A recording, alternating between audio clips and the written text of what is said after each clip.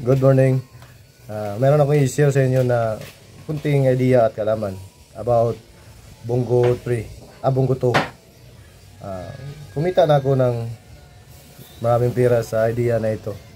At itong idea na ito ay pagpabuti ng cooling system ng Bongo 2. Paano hindi siya madaling mag-overheat. Alam niyo ba na ang Bongo 2 ay hindi mabuting tanggalan ng thermostat. Dito sa amin marami nang nakikinabang sa idea na ito. Shout out sa mga natulungan sa idea na ito. Iba't ibang lugar, hindi lang sa Bukidnon, kahit saang lugar na karating na dito sa idea na ito. At i-share ko sa inyo para yung malayo, pwede na hindi na kayo punta ng shop. Very simple na idea lang ito. Basic idea.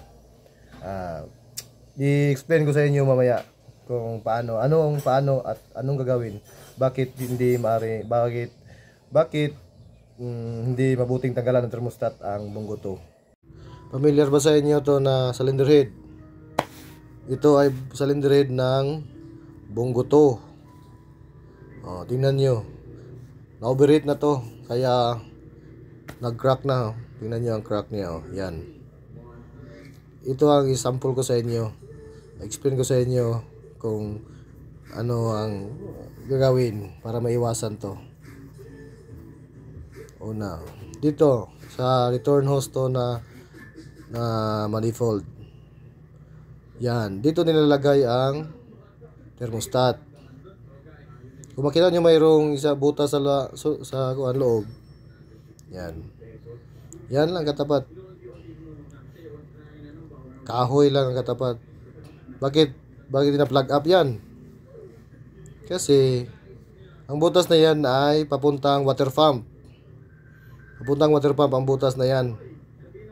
Yan, tanong sa likod. Papuntang water pump yan, yung butas. So pag hindi mo pinag up yan, ang tubig na sa makina ay babalik sa makina, hindi papunta sa radiator. Kaya talaga kailangan mo i-plug up yan. Pero pag may thermostat yan, hindi na kailangan i-plug up yan kasi mayroon naman naka-plug up na sa thermostat dyan. Kasi i-open yan, pag i-close lang siya yan, pag mainit na, i-close na yan. Kuha nyo ba? Ulitin ko. Tingnan yung mabuti. Yung butas na yan, pag i-plug up mo yan, siyempre ang tubig ng makina mo ay talagang sa radiator siya pupunta. So lalamig siya at saka babalik siya sa papuntang makina. Yan lang ang sikreto ng Bongo 2 para maiwasan mong mabilis mag-overheat. Yan, kailangan mo lang i-plug up yan. Very simple lang na gawin mo yan. Hindi na kailangan na pumunta ka pa sa shop na upang maipagawa mo pa sa mekaniko. Isipin mo lang na kung anong function yan ng mga butas na yan. I-plug up mo yan. Yung butas na yan papuntang water pump yan. So talagang ikot-ikot na lang ang tubig sa makina. Talagang mag-overheat siya. Yan, ganun lang.